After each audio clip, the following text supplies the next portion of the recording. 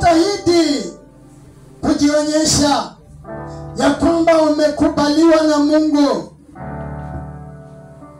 Mtendakazi asiye tayari analigawanya neno la Mungu kwa halali.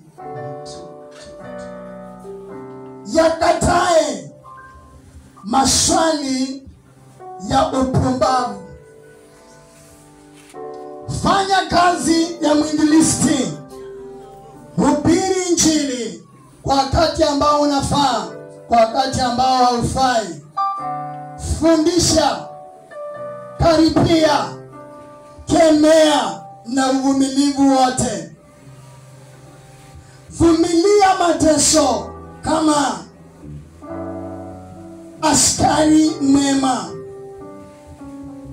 Vaa silaha zote za Mungu ili uweze kusimama siku za uovu.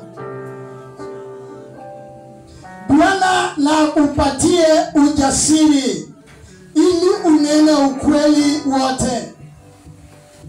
Bwana na kupatie huruma ili uweze kuwatumikia watu wote bila ubaguzi.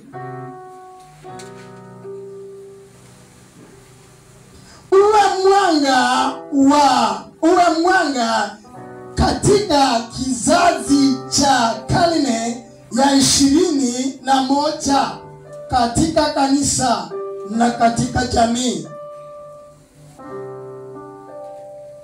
Uwe mbunifu na mfikiriaji mkuu. Uwe mtu ambaye utaleta suluhu kwa ajili ya shida. Uwe kiongozi ambaye ana huruma, ukiongoza wengine kutimiliza ndoto zao. Ukiwa tayari kuhadharisha ili uweze kuwasaidia wengine kutimiza mwito wao wakati wa Kikristo unapowaongoza.